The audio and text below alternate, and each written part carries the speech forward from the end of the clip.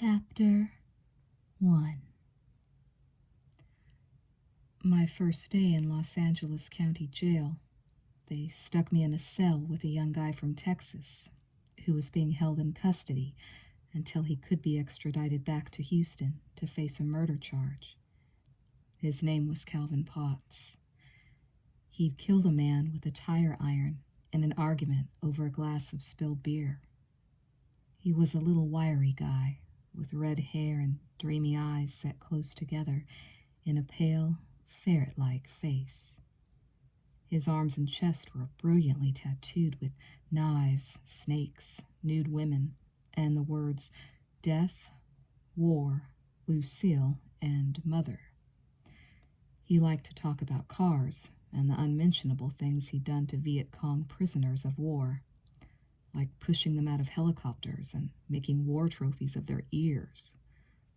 When he wasn't talking about that, he passed the time whistling Raindrops Keep Falling on My Head and tattooing his knuckles by forcing carbon filings under his skin with the aid of a heated safety pin.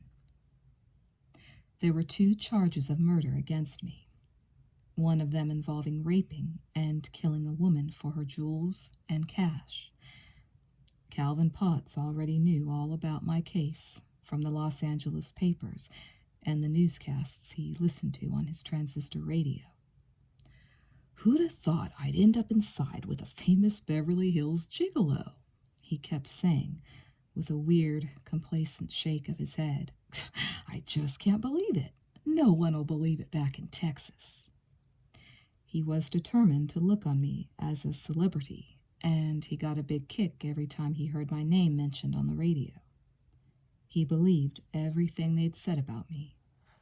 The fortune I'd made, my luxurious lifestyle, the movie stars I'd known, the thousands of rich women I'd serviced.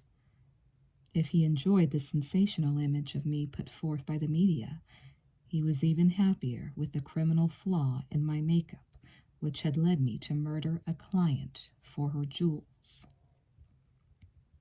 It never crossed Calvin Potts's mind that I might be innocent, or that my work as a gigolo, in reality, hardly resembled the glamorous picture offered in the news. There was not much reality of any kind in that cell with Calvin Potts. He couldn't have been half as stunned at finding himself with me as I was at being locked up with him. I hadn't done what I was accused of, and yet everything suggested I'd be spending a majority of the rest of my life behind bars. It was unreal, preposterously unreal, and yet that isn't the right word to describe it at all. There is nothing unreal about an 8x10 prison cell. I'd never experienced anything as claustrophobically choked with reality as that cell, ever. The one question I kept asking myself was, why? Why me? How could I have gotten into such an awful position? If I took an honest look at myself, I guess I had to admit my work had tended to make me vulnerable to disaster. Some of what the radio said was true. I was what the Italians call a marchetta, what you could translate as an expensive male whore. I made love to women for money, some of them old enough to be my mother. Sometimes I didn't have sex with them at all, just escorted them around and played the part of a sympathetic friend. If they were foreign visitors to Los Angeles, I'd work as their chauffeur and translator, and usually end up between the sheets. But that isn't why I'd ended up in prison. The truth is very much stranger and a lot more embarrassing. I did something I'd never done before, something I'd always considered myself incapable of doing, something a gigolo, of all people, is never expected or meant to do. I did the one thing which no one will believe possible of someone in my profession.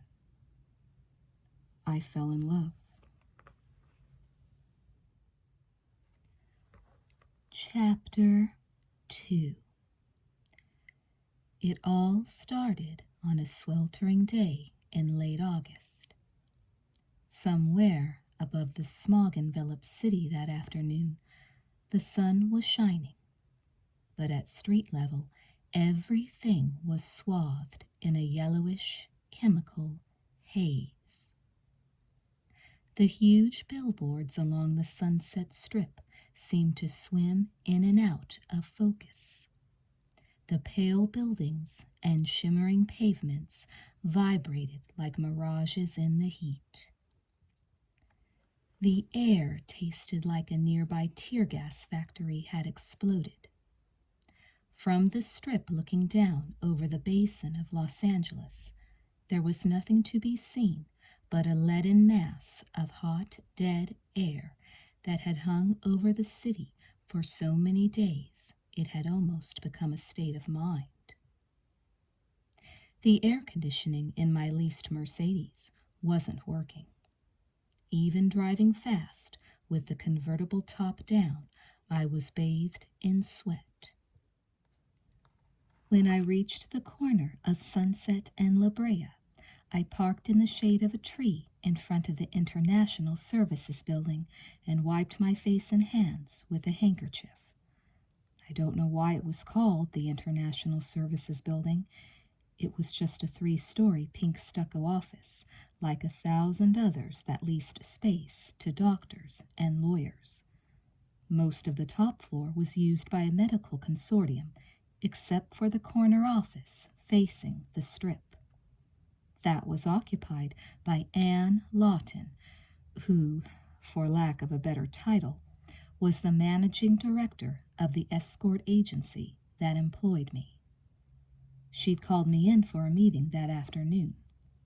She'd been adamant that it couldn't be discussed over the phone, which usually meant that she wanted to argue about money. It's funny how life likes to give you a warning tap before it drops the boom on you. Looking back, I can see I had one that day and never suspected what quarter the tap came from. As I stepped into the lobby, a blond, emaciated young man came out of the elevator and paused with trembling hands to light a cigarette. He could have been handsome, but his face was so thin it looked almost predatory. I glanced briefly into his eyes. They were dull and hollow, with dark smudges of tired skin beneath them. As I went by him, he caught my arm. "Julie, baby!" His fatigued face blazed with artificial warmth. "It's me, Teddy Lime. You remember me?" I mumbled some excuse to cover my embarrassment at not having recognized him. I'd seen him in the company of rich women quite a lot when I first started working for Anne Lawton's agency. He'd been one of her big money makers, and I remembered being awed by his good looks and aura of confidence the first time Anne had introduced us. But something had gone badly wrong for Teddy Lime in the interval. I don't recall what we talked about in the lobby that day, just that I ended up lending him $50. When he took the money, I saw that his hands were polished smooth with dirt, the nails bitten down to the quick. But what struck me most was that he smelled, almost the musty smell of an invalid. The lobby was air-conditioned, but his pasty face was running with sweat. He gave off a sweet, rotten aroma of ill health and fear. Teddy Lime had impressed me 2 years ago. I was broke then and unemployed, with nothing to my name but a suitcase and a few cartons of books and records. At the time, I remembered being amazed that he was younger than me, but already one of the most successful gigolos in Los Angeles. I wasn't all that impressed because I thought the escort agency was only going to be a temporary stopgap for me until I discovered what it was in life I really wanted to do. Still, in those early days, I'd used him as a kind of mental model, emulated his taste in clothes, and tried to duplicate his suave, cool way of handling himself. There wasn't a lot about Teddy Lime left to idolize. After he pocketed the $50, his lips curled into a nervously disdainful smile. "I'll have the money for you next week," he shrugged. "That bitch Ann thinks she can put me out of business. I've got friends. I've got clients who love me, do anything for me. I don't need Ann." "Sure, Teddy." I gave his shoulder an encouraging pat. He was skin and bones under his jacket. "They're all bitches, Julian. They'll use you, and then they'll sell you out over nothing." He couldn't quite control the whining quaver in his voice. "From now on, I'm strictly freelance, you know? I mean, women like me. Me, not Ann. They're crazy about me. Thanks, man." He gave my hand a limp, damp squeeze. "And don't ever count on that bitch upstairs. First chance she gets, she'll send you to the cleaners." Was that a warning? Was that fate giving a warning knock? But as I went up in the elevator, my main thought was that Ann needed me and not the other way around.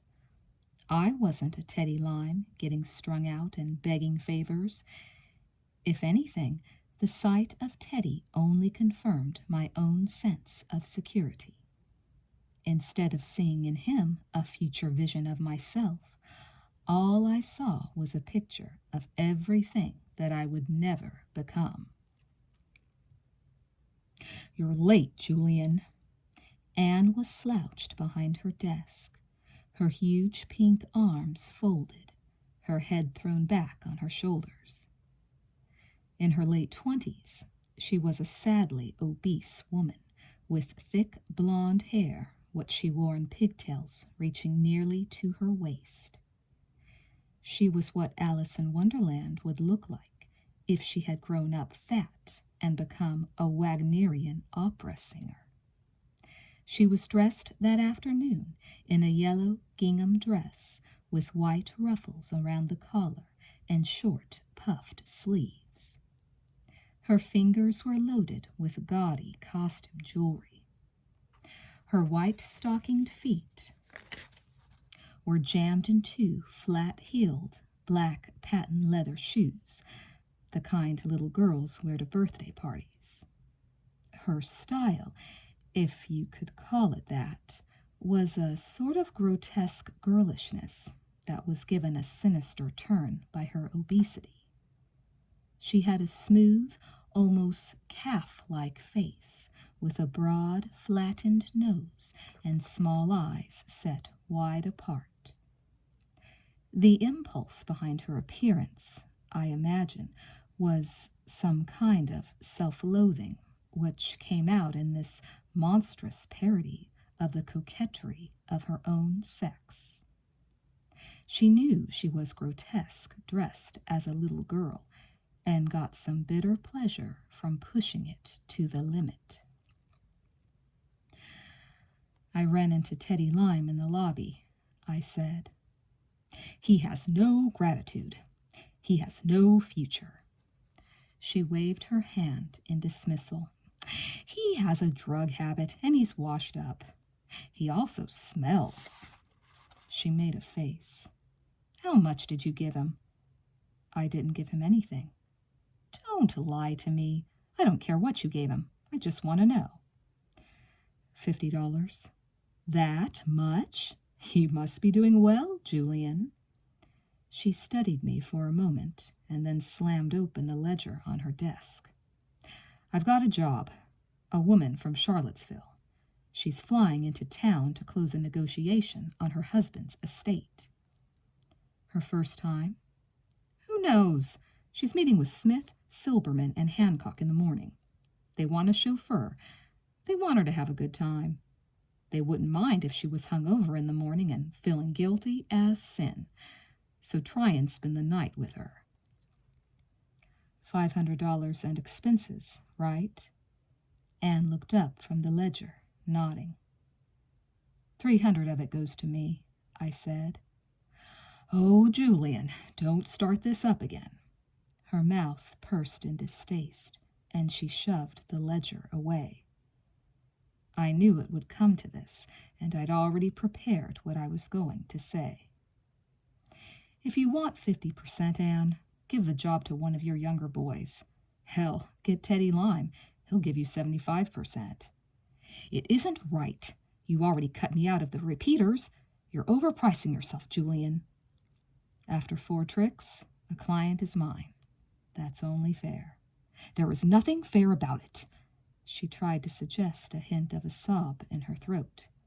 I have no choice. You have a choice. I perched on the edge of her desk and smiled. You can give the job to one of your legion of hungry fags. You certainly have a short memory, Julian. She shook her head, a suffering look forming on her face. You were just a shabby, starving street kid when I took you on. Now I hardly recognize you sometimes. All you seem to care about is money. Sentimentality isn't your strong suit, Anne. I walked to the door and turned around. I didn't really give a damn about the money. I just wasn't going to fall for her hypocritical crap about fairness and loyalty when I knew her overriding aim was to screw as much commission out of me as possible. You ask for as much as the market will bear, Anne. You can't send your other boys on these jobs because they aren't good enough. I'm good enough. That's why I get more. Normally, in an argument with Anne, she made sure she got the last word in, even if it was only a final shout of abuse. This time, she said nothing. I didn't read the danger signs.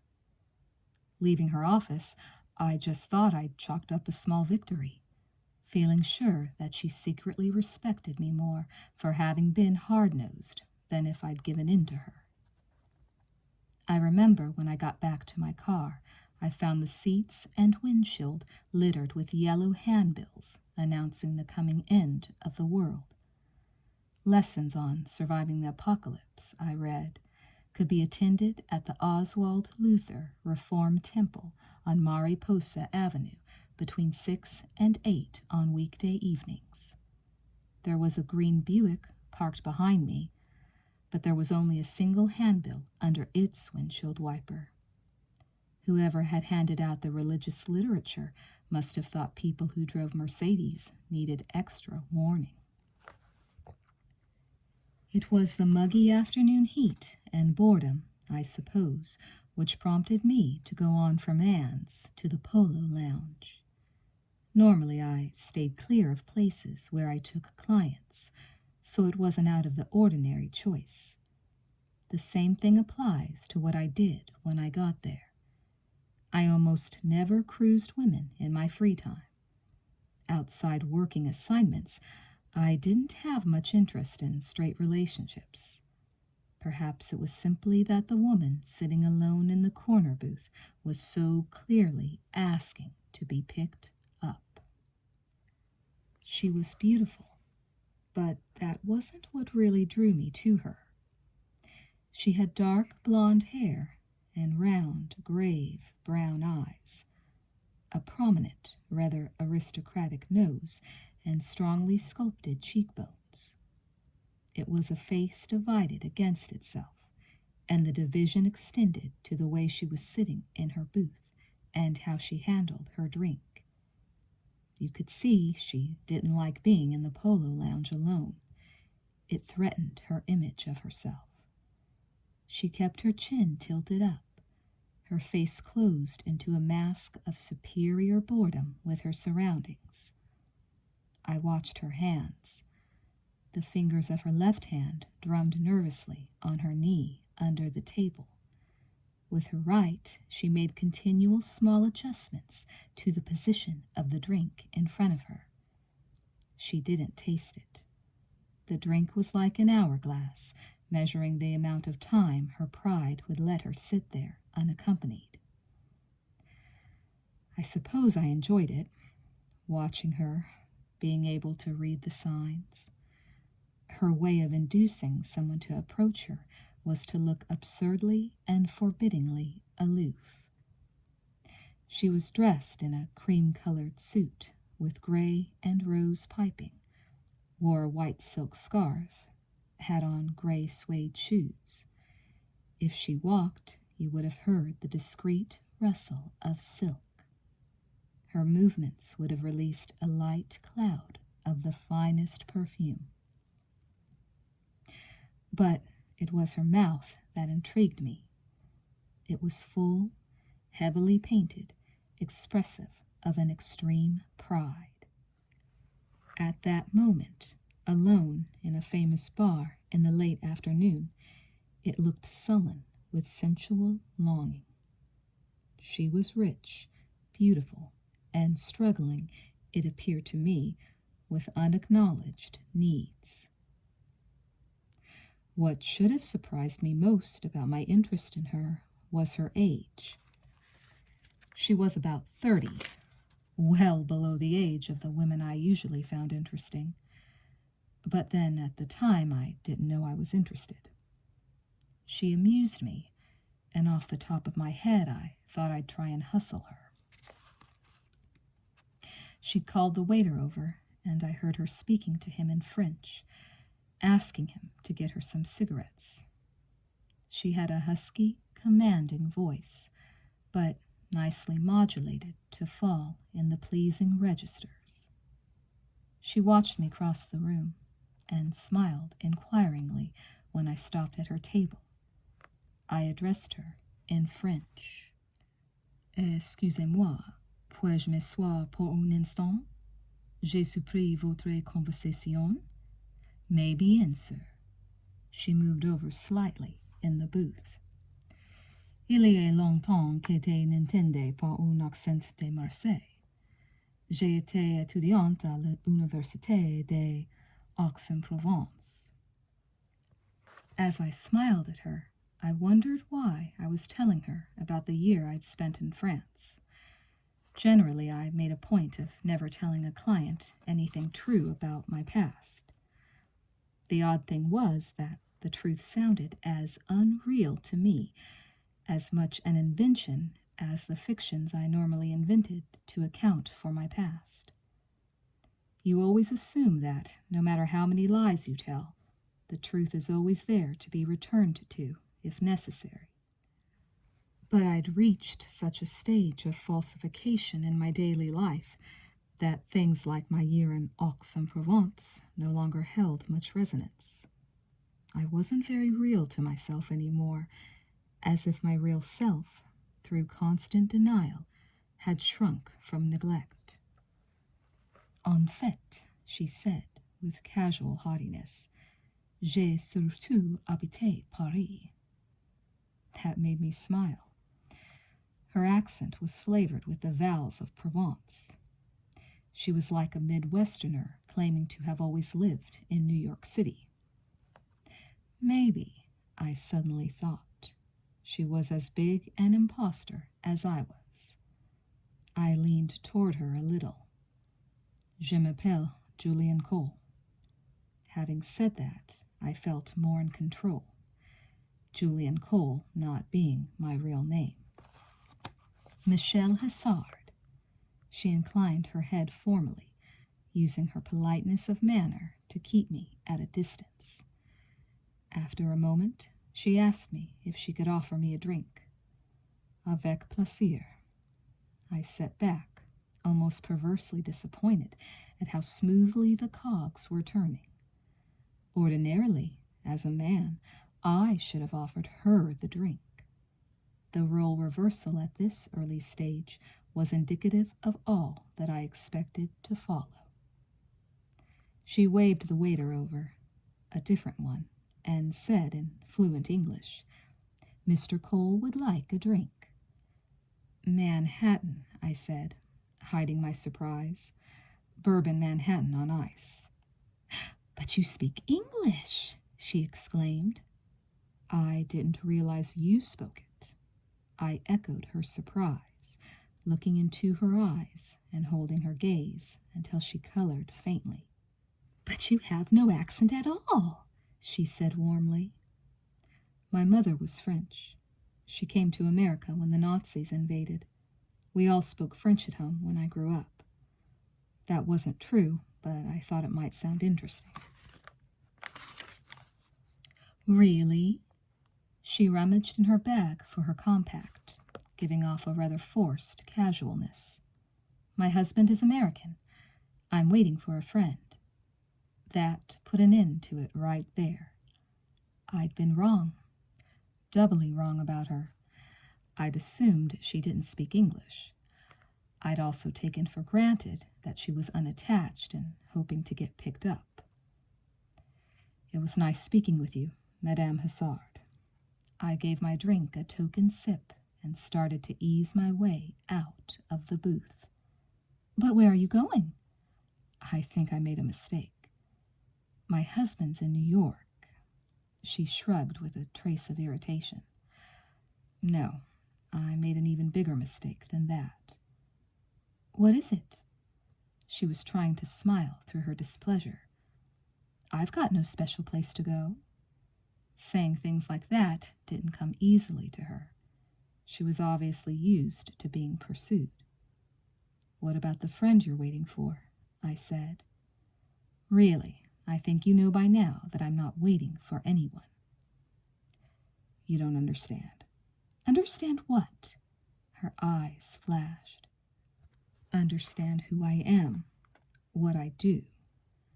I could feel the smile tightening on my face, a certain panic in my manner. The whole incident was starting to get embarrassing.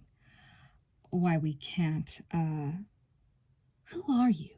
she demanded in a whisper. "Well, I, do this for a living." "Do what?" "I pick up women." She stared at me in perfect bewilderment. "They pay me. It's what I do." She laughed in my face. It was a completely involuntary laugh of shocked incredulity. Her eyes quickly swept the room to see if we were observed. Then she lowered her voice and said, "You mean you came over here and picked me up, and now you tell me you only fuck for money?" It had been a misunderstanding, entirely my fault. All I wanted to do was extricate myself from it as quickly as possible. But as I started to rise, she grabbed my wrist. "Wait, tell me, why did you come on to me?" "I told you I made a mistake." I tried to get my hand free, but she clung on. "I heard you speaking in French, and often you meet women from other countries who need translators and escorts and who will, hire you." "How many languages do you speak?" "5.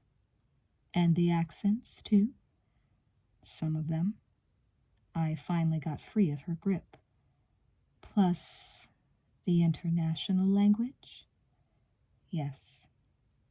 "And the Polo Lounge is your working premise?" "That's right," I said. "You're really something special, aren't you?" she sneered. "Why get unpleasant?" I shrugged. "You wanted me to come over."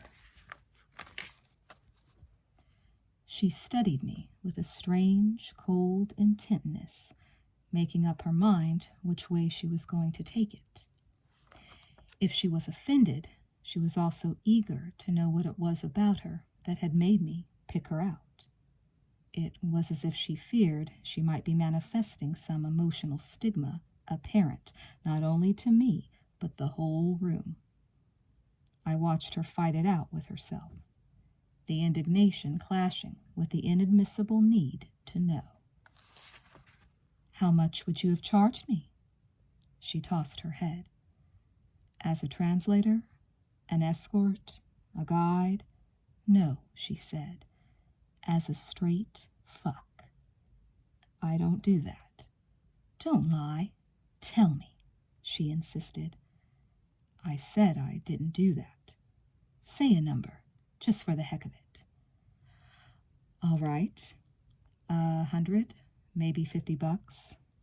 I looked her straight in the eye. Not much.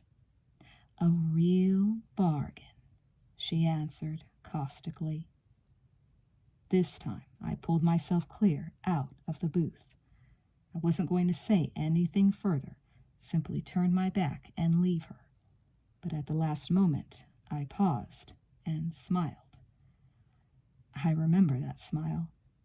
There was no anger in it, no bitchiness. I was a good enough actor to get the look on my face I wanted. An expression of faint sadness and surprise. You're wrong, I said softly. It's very easy for women who still have all their beauty to despise the ones who don't. $50 is sometimes the closest a woman ever comes to having any real physical love. Maybe someday you'll understand that. It wasn't anything particularly profound or cutting as an exit line, but then I didn't see any point in attacking her. I could see how the incident might infuriate a young, good-looking woman like her. But then, looking back on it, I can also see another motive behind my remark to her. By refusing to respond in kind to her hostility, I'd hoped to shame her and at the same time make her intrigued with me. She was nothing to me, and yet somewhere I still wanted her good opinion. I couldn't help seducing women, even when I was walking away from them. Chapter 3. I don't remember thinking any further about Michelle Hassard from the moment I walked out of the Polo Lounge. Some people, I suppose, know right from the start, the instant they meet, that they found what they were looking for. I didn't at all. It was very much business as usual. That evening, I collected the woman from Charlottesville at the airport and drove her to the Beverly Wilshire Hotel. Her husband had died a few months ago, and she was still living under the shadow of his death. She was in her mid-40s, a trim, dignified woman with faded traces of prettiness in her face and light blue, very melancholy eyes. I concentrated on her eyes. With all women, I try to pick out an appealing feature or mannerism. It might be well-shaped hands, a smoothly rounded hip, or a look that crosses a face in repose. It doesn't have to be anything conventionally beautiful. Often it's just the opposite. Some nervous lack of confidence or sign of vulnerability in them which wins me over. Whatever, I need the sense of their humanity and their suffering in order to desire them. Without it, I don't find them attractive. They say good actors can cry at will in front of the film cameras simply by conjuring unhappy memories. I suppose I work in much the same way. I find some feature or aspect in the woman which gives me a feeling of melancholy and that generally leads to arousal. It's, of course, a solitary, artificial act on my part. Still, like real method acting, it sometimes almost borders on a kind of truth. I have to pity them before I can make love to them, which is to say, as my analyst always tells me, I have to be in complete control. Mrs. Browning, The woman from Charlottesville didn't really know what the setup was, but I had the feeling she liked me and was too shy to do anything about it. There were flowers and a magnum of Dom Perignon on ice waiting in her suite when we arrived. While she unpacked, I opened the champagne and brought her a glass. She told me she'd be pleased if I'd have a glass with her. She seemed rather sad and distracted. I sensed the trip to Los Angeles and her husband's death were upsetting her, and what she really wanted to do was break down and cry. Instead of skirting the subject, I encouraged her to talk about it, and pretty soon she was crying into her champagne. By then, I really did feel sorry for her. She was sitting on the edge of the bed, her mascara and face powder washing away with the tears, babbling about how embarrassed she was to be carrying on like that in front of a stranger. I took the glass from her hand and sat down next to her. I closed one hand around the back of her neck and with the other stroked her hair. At first, the muscles in her neck went rigid. Then they softened, and she sighed with relief. For the moment, she wanted to be soothed and mothered. I cradled her shoulders and rubbed her head like a child, and then gently, with the same motions, massaged her back, descending until my hand was probing the stiffened tendons at the base of her spine. She was breathing shallowly, her face hidden in my chest, her body rigid with tension. I was a total stranger, a young chauffeur, and she was in mourning. I was sure those were the kind of arguments going through her mind as she let me caress her. I didn't want her to reflect. I kissed her neck and pressed my hand down between her buttocks. When she didn't resist, I slid my hand all the way until my fingers were inside her. She was completely wet. She had been wet the whole time I was stroking her head. After that, I didn't worry anymore. I didn't even bother to entirely undress her or myself.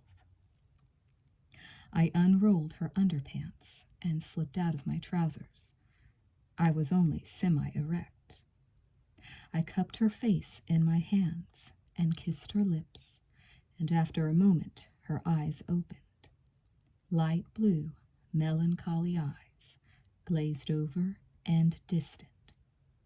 I kept my attention fixed on them, communing with them, loving them, and I felt myself hardening.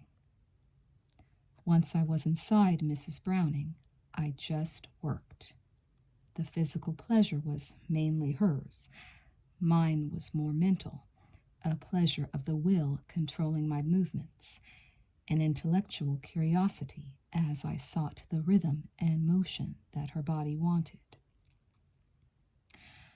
I might as well say that, in that department, my sex life was pretty uninteresting.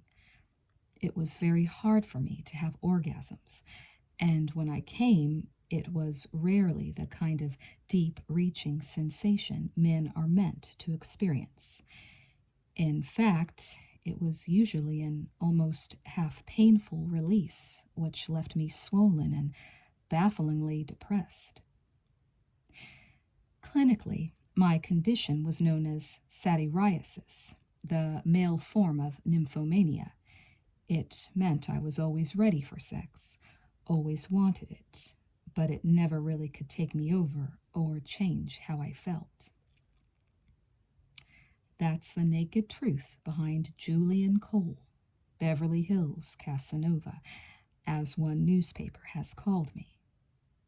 Sure, I could service anyone at just about any time for as long as was required, the reason being that I could hardly ever come, and even when I did come, it was superficial, leaving most of my sexual energy still unrelieved. My analyst insists I must secretly resent women because of my condition. Mrs. Browning, for instance, had me inside her for an hour, and the whole time I was as rock hard as when I first entered her. In that hour, she unraveled. That's the only word I can think of to describe the changes she went through. With every successive orgasm, she unlocked more of herself, opened up more deeply buried regions of pleasure. Her blood was pumping through sets of muscles she'd forgotten she had, enlivening nerves that had been neglected and frozen for years. She didn't have to grab at her pleasure for fear it was going to be snatched away. I wasn't about to resent her. If I couldn't let myself go as she could, at least I could be proud that I was the means to her pleasure. Afterwards, when she told me that, for the last 10 years of her life, she'd given up hope of ever feeling anything again, I thought I'd done a good thing. Maybe my pity for women is disguised pity for myself. Maybe I'm like a reformed alcoholic who enjoys watching other people drink. That is nothing much to be proud of, but it's a higher human reaction than simple resentment. Mrs. Browning ended up in a wild, delirious coma of gratitude. She knew I hadn't come and was determined to give me an orgasm. She wouldn't let me go. Nothing would stop her from going down on me. Vanity and a desire to please drove her into a very studied, artful blowjob, an educated, thoughtful, imaginative blowjob. I understood what she was trying to do. It was genuinely an act of generosity for my benefit, but it was wasted. My prick was so hard it ached, but I wasn't any nearer coming. After about a quarter of an hour, I made her stop, lamely explaining that my bladder was full, which made it hard for me to come. You can rarely fool people in bed. A part of them can be tricked or distracted, but something in them knows and registers any holding back. So you have a drink, or smoke a cigarette, or talk about something else. You draw a cover over the emptiness. She knew, and I knew, that what we'd done hadn't been together. She knew I was a professional. No matter how thoughtful or kind I was to her, she sensed it was a technique more than a personal attraction. Over dinner in her suite, that knowledge gave our conversation a certain forced animation. We were careful never to let long silences develop. We ate lavishly and drank too much wine, and she insisted on cognac after the meal. She downed 2 large snifters and started reminiscing about her husband again. She told me she had a son my age who was in his final year of medical school in Boston. She started to show me a picture, and then her face crumpled, and she let her purse drop to the floor. She bowed her head, her shoulders trembling. In a muffled voice, she told me she wasn't used to drinking so much and didn't feel very well. "You don't have to spend the night with me," she said. "But I want to spend the night with you," I said warmly. "Please don't say anything." She got up from the table and went into the bedroom and shut the door. I heard the key turning in the lock, and then the sound of her crying above the roar of running water. I'd given her something, but of course, I'd also depressed the hell out of her. You always hurt the nicest ones. In the end, you always sadden them.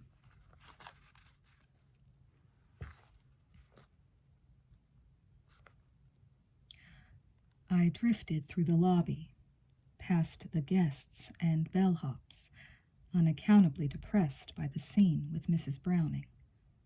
I thought maybe I was getting too old for the work, although 25 wasn't a very advanced age. Lately, The letdown after a job seemed more pronounced than it used to be.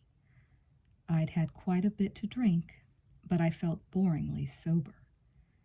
I'd have gone to a bar, but I knew it wouldn't do any good in this mood.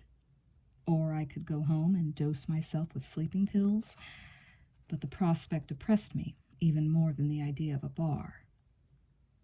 What was the matter with me? I could go anywhere and do anything I wanted.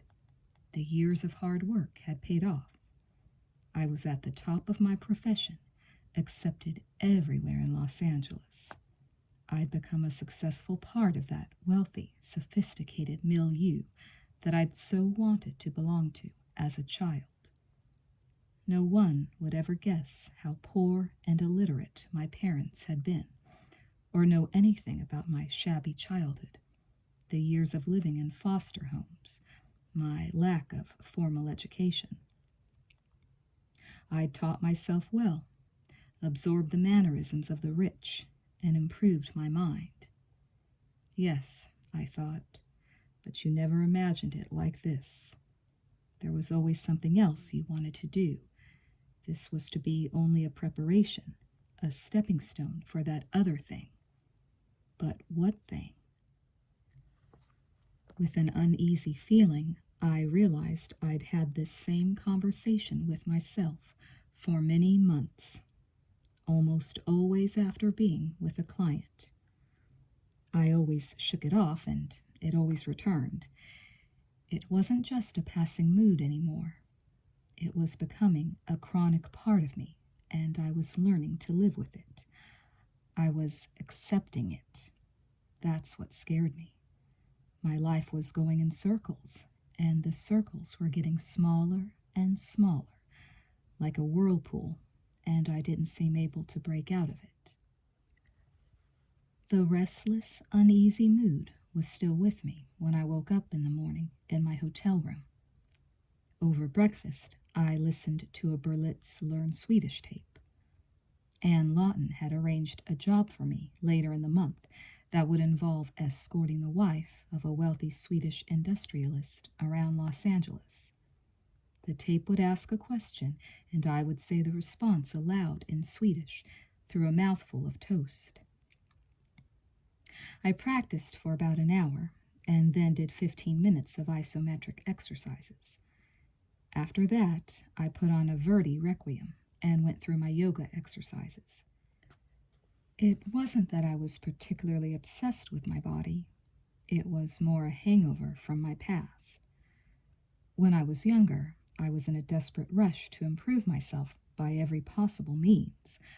I read constantly, studied languages, lifted weights, made lists of the classical pieces I wanted to learn to play, memorized the names of wines, learned who made the best shoes, jewelry, suits. I was like an actor preparing himself for an arduous role. I wanted to have the best taste in everything. Standing on my head that morning, I seriously wondered if it had been worth all the effort.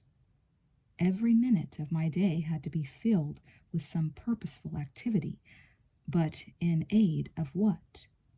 What was I in training for? My room was filled with literature, art books, and records. There were illustrated charts all over the walls, tracing the history of antique French furniture, Chinese jade, English porcelain, European painting. I had made myself knowledgeable in these areas, but did any of them really touch me? I didn't even enjoy Verdi anymore. I didn't even know if I'd ever enjoyed Verdi or particularly cared about Louis Quinze furniture either. So that's the mood I was in when Leroy, the spade pimp, called. Upside down and having an identity crisis. "Julian, baby." His hoarse, childishly sweet voice had a whine in it like the squeak in a hinge. "I hate to bug you like this, but you gotta help me out." I didn't exactly jump at the prospect of doing anything for Leroy. He was a dapper black faggot who ran a mainly gay escort service out of Beverly Hills, and did a thriving business dealing cocaine on the side. I'd gone on a few gigs for him in my first weeks in Hollywood, but I'd never felt comfortable around him. He only made it with white boys, and like a lot of black men who only go with white women, part of Leroy's motive, I felt, was to even some old racial scores. "I had this Beverly Hills trick set up for Joey tonight," he said, and he split on me. "I can't do it, Leroy," I lied. "I got a gig this afternoon." "Baby, it's a 1-hour job. You ain't even gonna have to take your clothes off. Some bitch wants her ass paddled, that's all." "Who needs that weirdness, man? I can't make that scene." "Hey, this is me, Leroy, talking. I ain't setting you up for no heavy trick. $500 just to give her a light spanking." Everything told me to turn it down. The job wasn't my style, and I'd long outgrown working for Leroy. I should have flatly refused him, but I didn't. He'd had a crush on me when I first worked for him, which he'd publicized by telling everyone and loudly drowning his sorrows in the gay bars. He was one of those gays who indulged himself in hopeless infatuations with men who would never reciprocate his advances. It had been something of a public humiliation for him when I left him to work for Anne.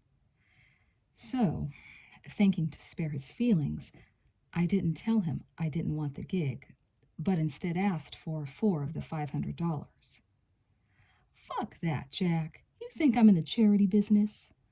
"Well, that's it, Leroy. You'd make out better getting someone else." "Shit, fuck," he cried. When it got down to money, Leroy's vocabulary dropped straight back into the ghetto. "I can't get no one else, and you know it. Man, why you doing this to me? There ain't a hustler in this town gets 80%, and you know it." "Sorry, Leroy." "You sorry," he said. "I remember when you come to me. You didn't have shit to your name. All my boys did what I said except you. You wouldn't let anyone touch you. You don't remember what I did for you? I sent you out with nothing but old fairies who just wanted to hold your hand. Man, I dug you. I made you some jack, brother. I protected you." "Jesus Christ, Leroy, I did 3 gigs for you 2 years ago, and you act like you brought me up." "Listen, I don't want the trick. It isn't the money." "Aw, man, don't say that. Aw, Julian, honey, don't let me hear that. You don't turn down business. Ain't no one going to want you. You start turning down tricks. That's a bad sign. That's the sin of pride. I seen too many hustlers go down that way, pricing themselves right out of the market." That's what Anne told me. Listen to her. She knows what she's talking about. If I listened to her, I wouldn't even be talking to you. Take 300, brother. I don't want to beg." "Okay," I sighed. "Call back and give my service the information. I'm bad with details." Chapter 4. If the job had felt wrong from the start, the conviction only deepened when I got Leroy's message on my answering service. He had said it was a Beverly Hills woman, but my instructions were to go to a motel in East Hollywood and ask for a Mr. Ryman. The more I considered it, the screwier it sounded. For a start, the price was way too high for the kind of job he'd described. Leroy hadn't mentioned anything to me about a man. The location was even more suspicious. Why wasn't I going to the client's home, or at least a decent hotel in a better part of town? People who could afford $500 for an hour's sex didn't rent motel rooms in the seamiest section of Hollywood. So you couldn't say I didn't have fair warning. I could have been deaf, dumb, and blind, and known that no good would come of it. Night had already fallen by the time I got to Hollywood Boulevard. The day's smog still hung in the air, but the city's blazing lights had turned it a radiant gray. There were no stars or moon or clouds, no sense of the great western sky opening up overhead. The city was roofed in by the low, artificially illuminated cover of smog, which seemed to press down with an unhealthy, glowing light of its own. The evening traffic moved in a slow parade past the junk food stands, the sex shops, the all-night cinemas, and strip shows. Strange varieties of nightlife. Glitter queens, rag pickers, tattooed sailors, pimps, adolescent hustlers made their moves in the steamy, poisoned air. There was a barbarous sensuality, an almost Roman or Asiatic feel to the city on such a sweltering summer night. Everywhere you were conscious of bare, sunburned skin, oiled bodies, the flash of haunches and breasts. The smell of frying food mingled with the sound of electric music blaring out of the bars and massage parlors. In the distance, above the bedlam of traffic, voices, and music, you could just hear the wail of police sirens floating like a refrain from far across the city. I found the motel on a corner east of Hollywood and Normandy. It was called the Taj Mahal, and it was the kind of seedy dump where you'd expect someone like Philip Marlowe to find a dead blonde in the shower. The front of the building was a flattened, one-dimensional version of the Taj Mahal, in rough, dirty white stucco, with wire screens over the windows, and a green neon sign over the entrance that flashed only 3 letters. In the lobby, an old Japanese man sat behind the reception desk, his face glued to a rerun of Casablanca on a portable television set. He had a narrow, bald head, the color of soiled ivory, and eyes gone vague and opaque with cataracts. "I'm here to see Mr. Ryman," I said. "Room 203. He stared at me, but it was impossible to tell how much he could actually see. His eyes looked like cloudy, decomposing crystals, giving off some last radiance before death closed them. "He wait for you," the old man said, and turned back to his TV. I crossed the lobby to the antique iron grill elevator. The place smelled of disinfectant and unemptied ashtrays. Going up, the draft moved the air in the elevator shaft, wafting up smells of soot and engine oil.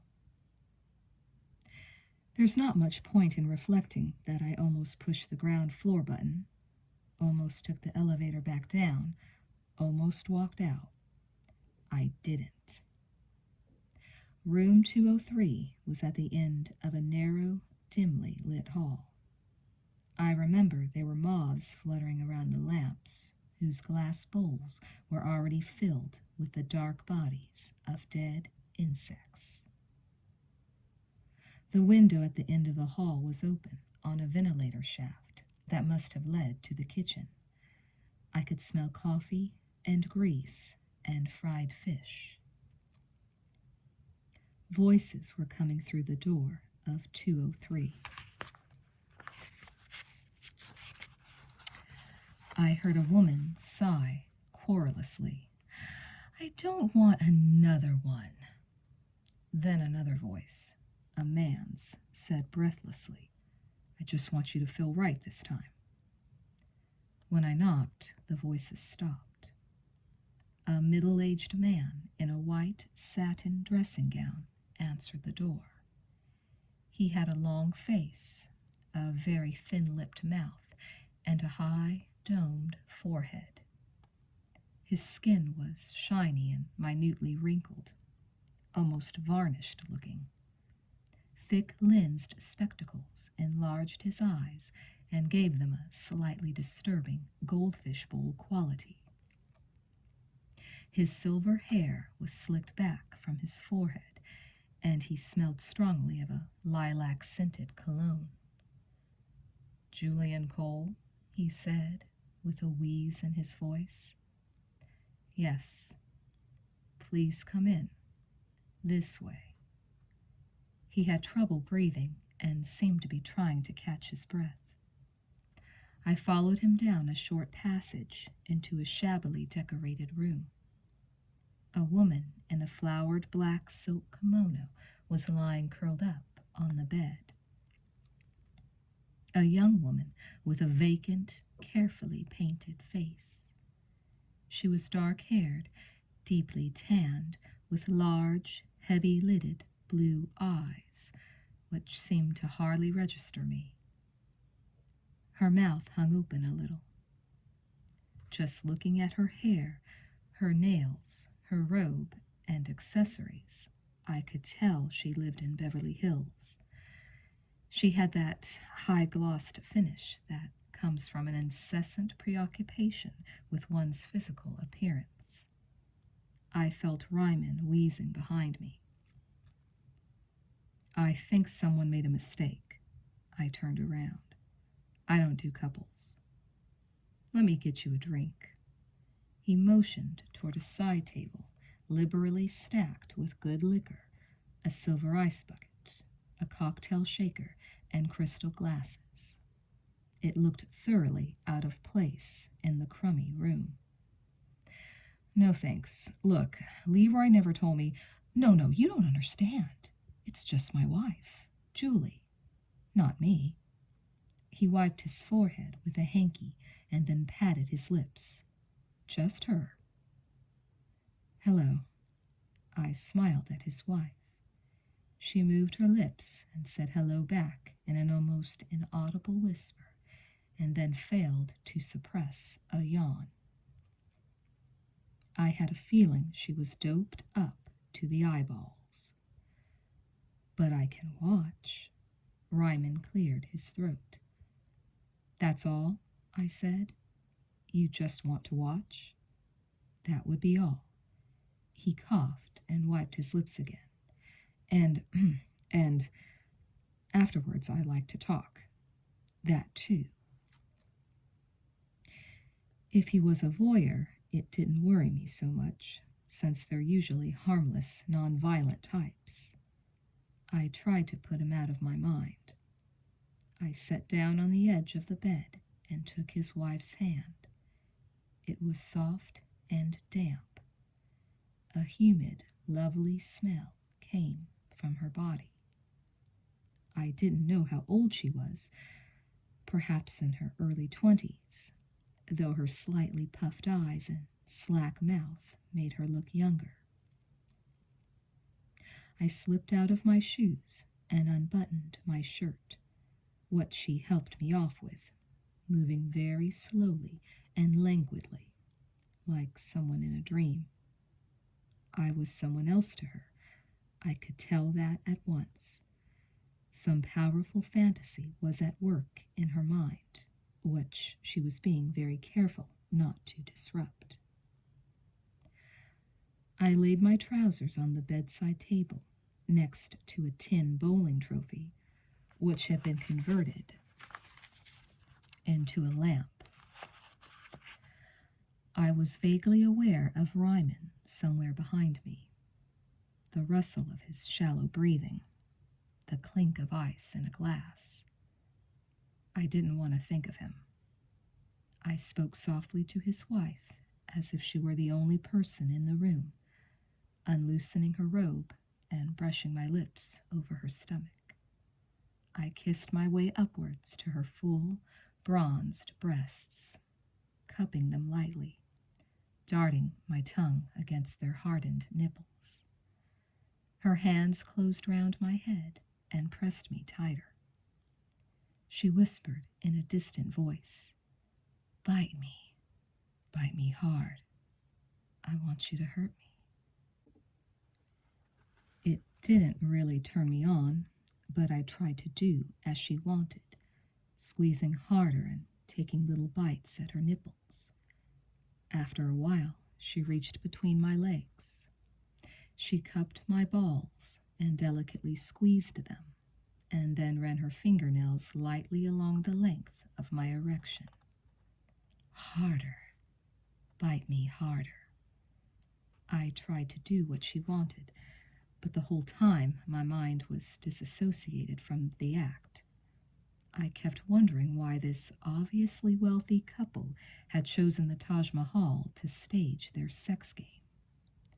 Was a cheap motel room some vital ingredient in their fantasy? And whose fantasy was it? His or hers? Now, she whispered, fuck me now. I started to climb on top of her when Ryman suddenly wheezed behind me. From the back. It has to be done from the back. I looked at his wife, but her eyes were drowsy, empty pools that showed no reaction. I slipped my hand under her body and flipped her over on her stomach.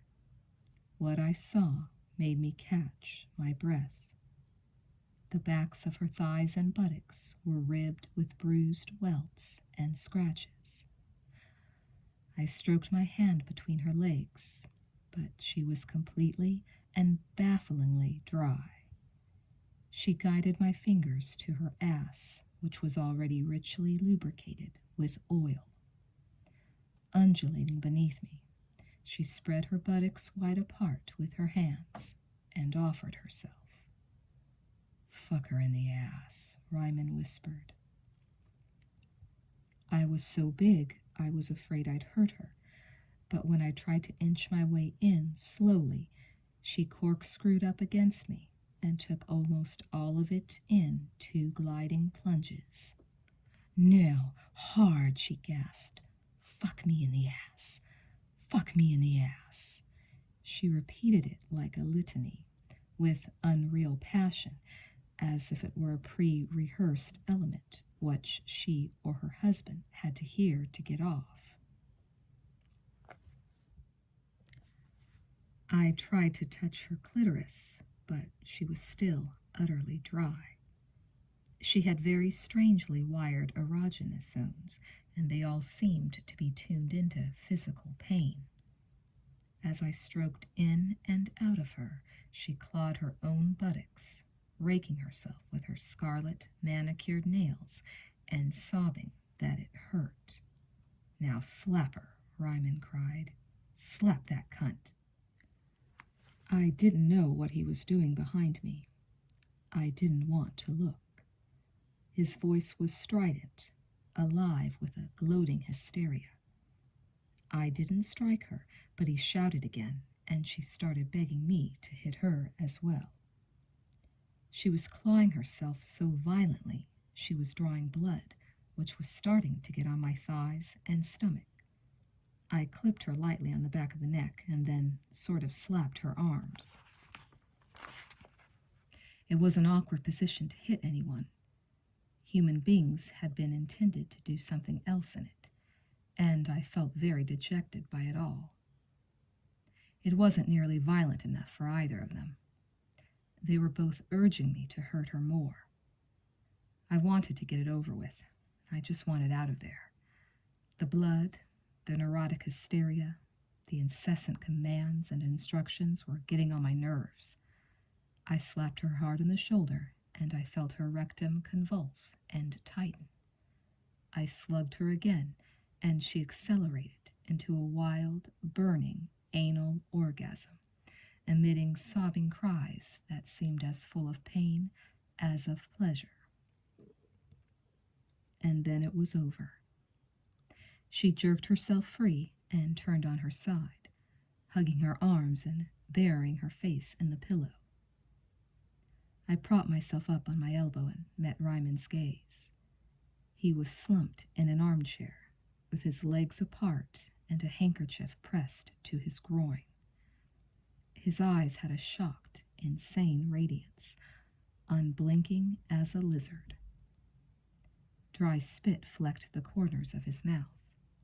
His breath came in fierce, shallow pants. His wife stirred beside me and then went into the bathroom where I heard water running. I was smeared with bloodstains, but still absurdly erect. I stared at Ryman, wondering what went on behind those myopic, fishy eyes of his. I suppose there had always been Rymans in the world, men powerful enough to stage bizarre sideshows to inflame their weird menopausal lusts. I thought of the Roman emperor, Tiberius, who had to torture at least one victim a day and trained young boys to pretend they were minnows and nibble at his cock as he swam naked in the imperial baths. His wife came back in then, still naked, and carefully washed me off with a hot, soapy cloth. She angled her head so that Ryman would have a clear look at what she was doing, and started blowing me. I just lay there and tried to let my body go limp. If I relaxed enough, I might be able to come and end it. She'd trained her throat muscles to swallow the whole length of a penis without gagging. She took it down to the root and then glided up again, going slowly, breathing hard through her nose. It was an incredible trick. I began to move my hips, pushing it in and out of her mouth, burying it deep in her throat. Currents of feeling began to agitate me. I felt myself grow with a sudden hardening leap until I was so big I couldn't believe she could still get it all inside her. She pumped more quickly, squeezing and retracting with the walls of her throat. Just as I felt the sperm rising to a boil, she pulled away and positioned her mouth over my inflamed penis. The hot cum shot against her tongue, her lips, filled her mouth, ran from the corners down her chin. I kept coming. She licked and swallowed. Finally, she sank her mouth over it and sucked me until there was nothing left. I was completely drained. I remember getting dressed and passing a few dull, awkward words with Ryman. He looked a little peeved and tense and was clearly impatient for me to leave. His wife just lay on the bed, spread eagle on her back, with her lipstick and my cum still smeared around her mouth. It was over, and neither of them had anything to say to me. I felt like I'd opened a door and seen into a corner of their lives where nothing flourished but the obsessive, painful dream we'd just enacted. Perhaps long ago, something like what we'd just done had happened to Ryman or his wife. Now they were dependent on strangers to help them recreate it. It wasn't that I felt I'd done anything dirty. It was the violence, the air of repressed rage underlying everything that disturbed me. They had wanted me to play the role of a sadist who found pleasure in inflicting pain and humiliation. Where, I wondered, in a man like Ryman, did love end and hate begin? I got an idea of it when I was standing in the motel corridor waiting for the elevator. Suddenly the silence was broken by his voice coming through the closed door. He started abusing his wife for what she'd done, accusing her of having been a whore and having enjoyed being sodomized. He vilified her for everything she'd done, describing it all in detail. It was as if he were a jealous husband who discovered her in the act instead of the one who'd set up and dictated the performance. This, too, I supposed, was an essential ingredient, yet more emotional, play acting between them. I heard a scuffling noise, the sound of a slap, a muffled female scream, and then Ryman's voice wheezing, "Now, now, you bitch, now!" Then silence. I was sure that he was then making love to her, if you can call it that. The elderly Japanese receptionist had nodded off behind his desk. Casablanca was nearing its conclusion on the portable TV. Humphrey Bogart and Ingrid Bergman were arguing over the eternal subject of love. Love lost, love betrayed by war and circumstance. It was easy to imagine the past as a simpler, more heroic time, peopled by men like Bogart and heroines like Ingrid Bergman. But maybe it was only that Hollywood made better movies then. I hunched my shoulders and walked quickly out of the Taj Mahal into the humid, chemical light of Hollywood Boulevard. The pale, radiant night sky seemed oppressively bright, loaded with poisons generated by the city in pursuit of its pleasures. It was a light belonging to neither night nor day. Its tireless electric glare seemed to fill the boulevard with a reflection of its insomnia and its eternally restless craving. There was still traffic. The neon signs still streaked and dotted the street. I had spent less than an hour inside the motel, but it was already much later than I thought. Chapter 5. I met Leroy at noon the following day in the garden at Butterfield's just below the Strip. He was already waiting when I arrived, occupying a corner table shaded by a semicircle of potted banana palms. He was dressed in a three-piece pale green suit, an open yellow shirt, and matching yellow patent leather boots with 3-inch heels. A solid gold snake necklace circled his neck, the snake's head biting its tail in a clasp over his throat. Leroy dug gold, jewels, platinum. He needed a lot of trophies to feel important. A bracelet of silver Coke spoons hung from his wrist. A gold stud decorated his left ear. On the table in front of him, there was a pair of custom-designed sunglasses, a gold Dunhill lighter, an ivory cigarette holder, and a slim Cartier pocket watch. He drove a black Continental with white leather upholstery, the mandatory bar in the back seat, and a telephone which didn't work, although he always kept its aerial up to impress the squares. In Leroy's world, a man's power was reckoned by the extravagance of his accessories. You proved how much you had by how lavishly you squandered your money. If pimps come up out of the ghetto on their prowess with fists, knives, and guns, Leroy had had to rely on other qualities to carve himself a share of the market. A black man, who is also a homosexual, finds himself in a twilight region outside the protection of both races. Leroy had made it on cunning, imagination, and a cool mental ruthlessness.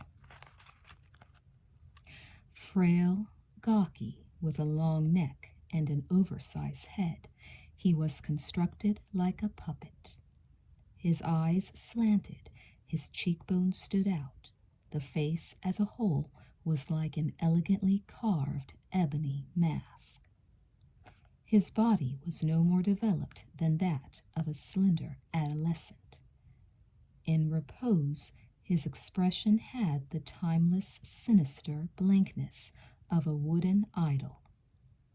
When he smiled, his lips curled sardonically over his teeth. His eyes lit up with an indulgent, malicious brilliance. "Hey, Julie," His hand languidly slapped into mine. "Looking good, brother." I pulled out a chair and positioned it to take advantage of the sunshine. Leroy slid a plain white envelope across the bamboo table. $300, just like I promised. He looked at his hands, curled them to examine his manicure. "I finally found Joey," he sighed. "He was with another guy. I really dug that boy, but he will screw off on me." "In love again, Leroy?" I opened the envelope and glanced in at the 3 crisp $100 bills. "I'm always in love. Love is my nature, but all you pretty studs want to do is break my heart." I stuck the money in my shirt pocket and signaled the waitress over. "Could I have a split of champagne?" "Moet and Chandon. You can put it on my friend's bill." Leroy arched his eyebrows. "You made quite a hit with the Rymans." He chuckled. "Oh, yeah?" "They want you back." "Thanks, but no thanks." "You don't dig the rough stuff, is that it?" "Ryman is not my idea of fun, Leroy, and you know it." "Do I detect a tone of bitterness in your voice, my man?" "Forget it. I got my own clients. I don't need anyone else's action." "That include Anne's?" he sneered. "Yeah, more or less." "I don't know why you fool with that bitch. I happen to know she takes 50-50 from you." "Anne's got a job coming up for $1,500 in a week. They need someone who speaks Swedish. I get to talk to the client. I don't have her husband jerking off in the same room with me. I don't have to beat up on anyone. Can you get me that?" "Lighten up, Julie. I don't like being lied to." There was a resentful silence. Leroy drummed the tabletop with his fingertips, his eyes flickering in short sweeps around the garden. "Watch out for Anne," he said harshly. "She'll sell you out. A little birdie tells me she's not happy with you." "But you really care about me." "Don't knock it, man. You walk a thin line. I know you got all those rich cunts lined up. Once-a-month tricks, a little tennis, an orgasm, a dip in the pool. But if those cunts turn on you, you're through." "I got my own scene going, Leroy. I take the jobs I want." "Is that right?" He nodded with mock awe. "Let me tell you something, Julian. Something I learned a long time ago. There's 3 things I don't believe in. I don't believe in bisexuals. There is just no way anyone can be straight and bent at the same time. I don't believe in weekend junkies. A guy who shoots dope on weekends is just a tadpole about to turn into a full-time frog. And I don't believe in amateur gigolos.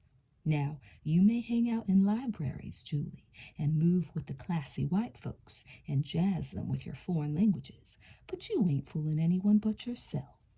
No matter how groovy you are, you're still a cat who fucks for money.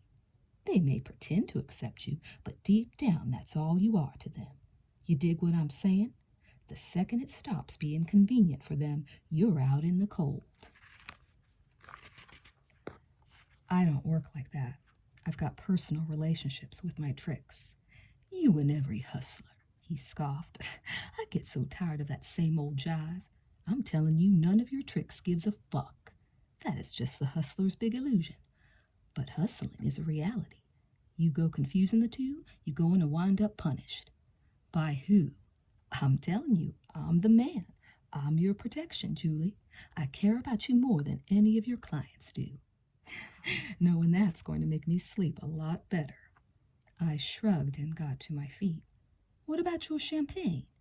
"You have it, Leroy, and don't worry so much about my welfare. I don't dig being threatened." "My man!" He lifted his hands and spread them open. "I ain't threatening you. That was just some friendly advice. You think about what I said. You got the ramen trick anytime you want." "Sure," I said. "I'll see you around, Leroy." Chapter 6. "Excuse me, Mr. Cole." Miss Bream, my hotel receptionist, peered at me over the half-moon lenses of her bifocal. She was red-haired, in her 60s, with a pointed nose, long dry cheeks, and a prunish, critical mouth. She had never liked me very much. "I'm sorry, Mr. Cole," she said. "Why are you sorry, Miss Bream?" "There is someone waiting in your room. A young woman. She said she was your sister and you were expecting her." "Really? How long has she been waiting?" "Since early this evening. I was not aware you had a sister, but in the circumstances—" "Thank you, Miss Bream." I crossed the lobby and took the stairs slowly, closely observed by Miss Bream from behind her desk. She worked the switchboard and listened in to my calls, and had formed a very bad impression of my lifestyle from all the women who phoned me. I stopped outside my door and listened, but I couldn't hear anything.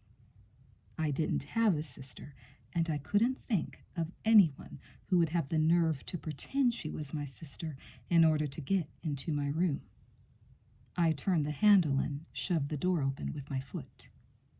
The Frenchwoman from the Polo Lounge was sitting cross-legged in the middle of the floor with a book open in her lap.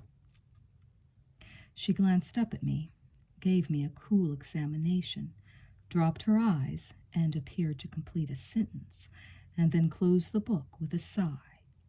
It was done with the kind of casual, mundane air that grows up between people who've lived together for years. It wasn't the reaction I expected at all. I didn't come into the room. I just stood in the doorway, frowning at her, incensed that she was even there. "How did you find me?" I said. "You are not hard to find," she said. "Are you unpleasantly surprised?" It was a very confusing, ambiguous position. I was torn by conflicting impulses, wanting to tell her to clear the hell out, but held back by that instinctive politeness you feel when someone is inside your home. This was the one place where I could be myself, and she'd violated it. I was really very rattled by her being there. It was as if my two separate identities, my private and professional ones, were suddenly being confronted with each other. It embarrassed me in a way that seemed entirely out of proportion, which makes me think she touched some very deeply buried fear of discovery in me. "What do you want?" I said. She cast her eyes around the room, taking in the sagging bookcases, the El Greco and Goya prints on the walls, the stacks of sheer music piled on the baby grand piano. She was being as annoyingly high-handed as she possibly could, as if she had every right to be there and do as she pleased. "I would have thought you lived in a place with soft lights, thick carpets, big circular bed, mirrors on the wall, you know, that sort of thing. This is where I live. Women don't come here." I came into the room and tossed my coat on the bed. I opened the closet and took out another jacket. "Are you going out? What does it look like?" "Business?" she asked. "Maybe. Isn't it a little late?" "Isn't it a little late for you, Madame Hassard?" I widened my eyes in a meaningful stare. "How flattering that you've remembered my name." She laughed disdainfully. "My husband's still in New York. I'm alone. I don't care where your husband is, frankly." "That's funny. Neither do I." She tried to hold my eyes, but I wouldn't look at her. Her last remark hung in the air. Her expression stiffened as she forced herself to go on.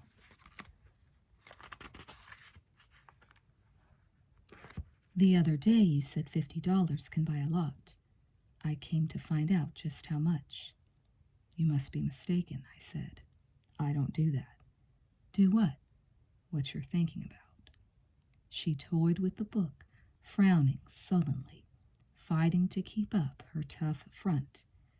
You could see she absolutely despised herself for being in such a humiliating position.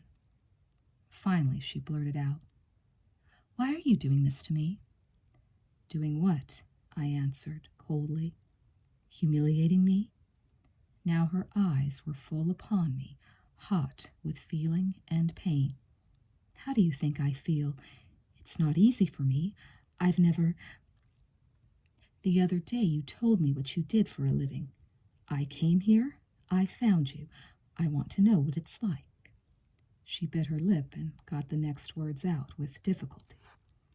I want you to fuck me. I have money. I am as beautiful as your other women. Don't ask me why I do things. Suddenly I felt charmed by her. I could see how her resistance and pride had fought against her curiosity. She must have engaged in an incredible battle with herself to even consider doing anything so rash and impulsive as palming herself off as my sister to get into my hotel room. What were you reading? I nodded at the book in her lap. Les Rouges et les Noirs. You must like Stendhal. You've marked passages on almost every page. Yes, it's my favorite. Tell me, she smiled. Were you named after Julian Sorel? I changed my name to Julian when I was 18. Julian Sorel was my hero. Oh, I like that. Her eyes sparkled with amusement. That is very good. Only an American would do something so outrageous. A Frenchman would be too embarrassed to take his name from a famous novel. But now you have to tell me your real name. I didn't answer.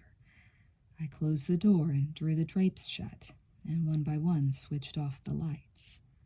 Then I slipped out of my shoes, unbuckled my belt, and let my trousers drop to the floor. When I was completely stripped, I padded across the floor and knelt beside her in the darkness. Her body trembled as I unbuttoned her blouse and unhooked her skirt. Her hands flowed over my arms and chest and descended down my stomach. She gripped my erection with both hands and whispered in a faint voice, "Oh, God, what is your name?" I didn't answer. When she started to speak again, I covered her mouth with my lips and brought my hand down across her breasts and stomach until I was plying the hot, liquid silkiness between her legs. Her underpants were soaking and warm as I peeled them off. She was so excited she came after the first half a dozen strokes. In the night, when she cried out emotionally at her pleasure, she called me Chez Julien. And afterwards, smoking in bed, with the room softened by flickering candlelight, she playfully referred to me as Monsieur Sorel. As I was drifting off to sleep, I wondered why I'd confessed to her that Julian Cole wasn't my real name. It made me apprehensive and at the same time strangely excited. I felt like someone who tells a secret to a stranger on a train, knowing he will never see the person again.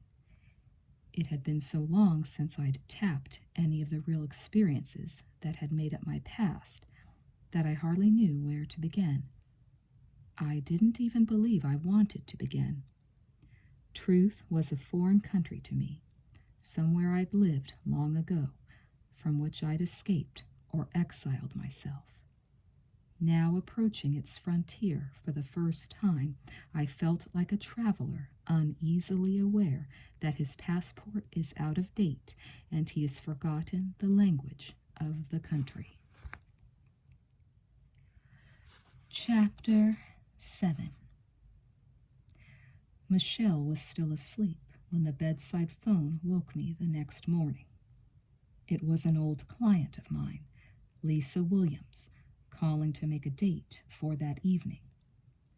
Suddenly, without even thinking about it, I was Julian Cole again, on the job, all the events of last night forgotten. Lisa was a phone freak. She liked to talk obscenely about what she was going to do to me. That particular morning, in order to impress on Michelle that the events of the night hadn't changed anything, I made a point of letting her see just what I did for a living. Oh, don't say that, Lisa, I laughed. You're getting me aroused just thinking about it. I'm lying here getting a hard-on, and it's not even 10 o'clock yet. Michelle stirred next to me. Her eyes were still closed, but her breathing was shallow, and I was sure she was listening. Oh, now you're just teasing me. Stop talking like that, or I'll have to hang up and jerk off right now.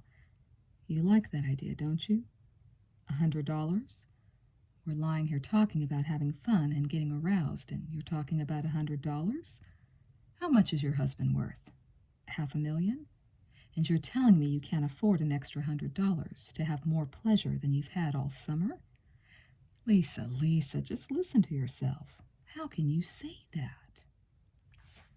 I glanced over at Michelle. She was observing me, lying very still, with her hands folded under her cheek. I must have already been afraid of her, already sensed her potential to affect my emotions. I know I consciously tried to repel her by what I was doing. Can you hold a second, Lisa? There's someone at the door. I covered the receiver with my hand and smiled at Michelle. Good morning. I gave her a polite kiss on the nose and asked her what she would like for breakfast. Just you, she said. Coffee, orange juice, eggs, croissant. That sounds delicious. She made a face. I got back on the phone. I'm sorry, Lisa. This is really embarrassing. There are some people here and I have to hang up. I'll pick you up at 6. See you then, love. I replaced the receiver, swung my legs out of the bed, and did an enormous stretching yawn. I rubbed my eyes and ran my fingers through my hair. After a moment, I turned and looked at her. Well, I said, what do you think? About what? Did you make the right decision in coming here last night?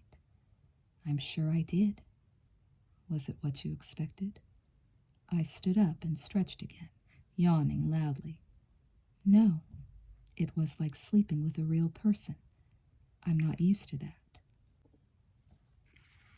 I didn't really want to know what she was used to, or have her confide her problems to me. Once I started exploring her life outside the room, I'd be roped into all kinds of complications. Over breakfast, she was calm and subdued, maintaining an easy, cheerful front. She had dressed while I was cooking and was obviously not intending to linger. I kept waiting for her to make a move toward me, to refer to the night we'd spent together, to reveal her possessiveness, but she refrained from doing it. It was a relief that she was so cool, though it puzzled me as I thought she'd really been moved by our lovemaking. I finished my second cup of coffee, placed my napkin on my plate, and stood up from the table.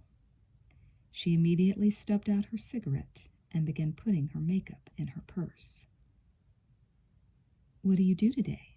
She asked, casually. I've got to go to the health club.